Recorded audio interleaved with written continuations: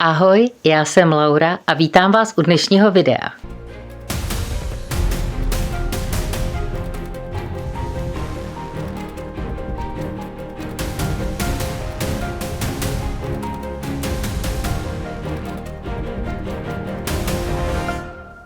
I v sobotu jsme vstávali brzo, protože jsme potřebovali stihnout autobus v 8:45. Jeli jsme do Guimarães nebo Guimarães, což je nejsložitěji vyslovitelné město. Bylo zataženo a lehounce, ale opravdu lehounce poprchávalo. Zvolili jsme odlišný přístup. Já jsem se rozhodla ono mrholení ignorovat s tím, že to bude lepší, zatímco Margit si vzala horskou bundu do nepohody v domnění, že to bude horší. Do Guimarães jsme dojeli cirka po hodině a vystoupili jsme opět v podzemním terminálu, který na nás neudělal nejlepší dojem. Ale pak jsme vylezli ven a přišli jsme přes cestu a ocitli jsme se ve velmi moderním nákupním centru. Měli tam překrásné záchody. Guimarães je základní portugalské město. Zde se zrodilo Portugalsko. Píšou to tam na zdi, takže to musí být pravda. Ale podle prvního dojmu to tak nevypadalo, protože to město bylo moderní. A pak už jsme se podle navigace a doporučení jedné paní vydali up, nahoru. Došli jsme k soše Alfonse Henriqueze po našemu králi Alfonsi I., což byl zakladatel portugalského království. Byl synem Jindřicha Burgundského, portugalského hraběte. Když jeho otec zemřel, byly mu 3 roky, takže jako regentka vládla jeho matka. Když dospěl, tak se matce nechtělo mu vládu předat a tak se proti ní postavil a porazil její vojska v bitvě u São Mamede. Odrazil také útok krále Alfonse VII. Kastilského a v roce 1139 porazil Maury a prohlásil se králem. Roku 1179 dosáhl uznání od papeže a Portugalsko se stalo samostatným státem. V Guimarães jsou 2 hrady.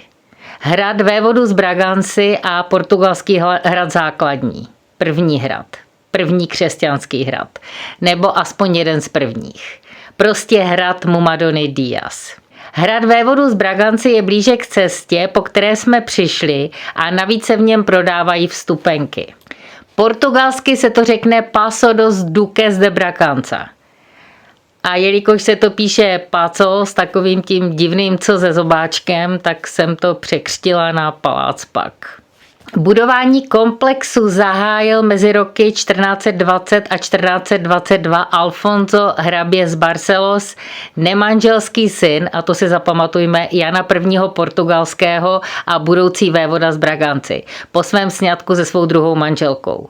V 16. století začala stavba chátrat, což se ještě zhoršilo v průběhu 19. století, kdy místní obyvatelé stále více využívali jako zdroj stavebního materiálu. Co nám to připomíná? Roku 1937 byla na podnět ředitele památkové péče zahájena přestavba, která byla od samého začátku kontroverzní. V roce 1940 nechal obecní úřad ke vchodu paláce přenést sochu krále Alfonse I. Nepíšou odkud. V roce 1957 proběhly terénní úpravy, prostor kolem zámku a v roce 1958 byla renovována kaple. V roce 1959 byl shromážděn a instalován nábytek. Téhož roku byl nový palác vévodu z Braganci slavnostně otevřen pro veřejnost. Dnes je část objektu přeměněna na muzeum, jehož sbírky a umístění má veřejnost poučit o historii paláce v 16. a 17. století. V rozsáhlých sbírkách jsou tapisérie z Pastrány a sbírka porcelánu portugalské východo-indické společnosti. Toho porcelánu jsme si všimli a byl tam i v pokladně a ne všecek byl hezký. Potom je tam kolekce portugalských jídelních souprav z významných manufaktur a také vlámské gobelíny od Rubence. První patro slouží jako muzeum, kde jsou vstupy do věží a sály s kamennými krby.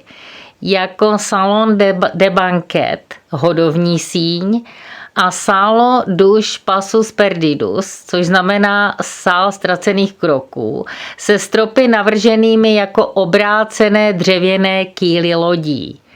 Tento podivný název mě zaujal, tak jsem se začala pídit, co to má znamenat. A jde o čekárnu, ve které lidé netrpělivě chodili sem a tam a tak ztráceli kroky. My jsme se s Margy taky ztratili sobě navzájem, protože v tom obrovském hodovním sále jsme šli každá na jinou stranu. Je tam spousta dveří. Samozřejmě jsem ji šla hledat a našla jsem ji teprve, když jsem se vrátila do sálu ztracených kroků. Zmizela jsi mi a šla jsem tě hledat do kaple a ty jsi tam nebyla a to už mě poněkud zneklidnilo, vysvětlila jsem jí. V kapli mimochodem mají nádherné vitráže. A i přesto, že nás stejně jako v drtivé většině portugalských památek po prohlídce první místnosti zase vyhodili ven, je v paláci celá řada krásných nově zrekonstruovaných místností. Margy dokonce natočila nějakého pracovníka, o kterém říkala, že na strop přitloukal ažuležuš. Já si sice myslím, že se ažuležuš nepřitlouká, ale spíš lepí, ale nejsem odborník na upevňování dlaždic. Vzdálenost obou hradů přes park vede k otázce, proč vévodové prostě nepřestavili ten původní hrad, jako se to obvykle dělalo, když už majitelé ten původní hrad nepovažovali za dost moderní a vyhovující požadavkům na bydlení nebo reprezentaci. Tedy za předpokladu, že si nové sídlo nenechali postavit někde rozumněji na rovině. Odpověď se skrývá v tom, že hrabě Alfonso z Barcelos byl nemanželského původu, jak už jsem říkala. Guimarães je všeobecně uznáváno jako rodné město Portugalska a jeho hrad tak symbolizoval základy národa, nezávislost a královskou moc. Alfonso tedy postavením svého hradu v blízkosti toho původního vizuálně legitimizoval svou existenci spojením s počátky portugalské monarchie. O 7 generací později jeho potomci usedli na portugalský trůn a setrvali v něm až do hořkého konce. Do toho atentátu v Lisabonu na náměstí Praça do Comércio v roce 1908. Když už jsme u té potřeby legitimizace kvůli nemanželskému původu. Alfonzův otec Jan I. byl sám nemanželským synem svého předchůdce Petra I. Dynastii, která svůj původ odvozuje od Jana I., se říká dynastie Avis a té, která ho odvozuje od Alfonza, se, jak už jsme se tady zmínili, říká dynastie Braganza. Jsou to nemanželské větve burgundské dynastie, což je vedlejší větev Kapetů. Byli tak příbuzní francouzských králů. I když příbuzní Kapetů byli skoro všichni evropští králové, neli úplně všichni. A to jsme se do toho zase zamotali, že popojedem. Ale až příště. Mějte se jak chcete a čau.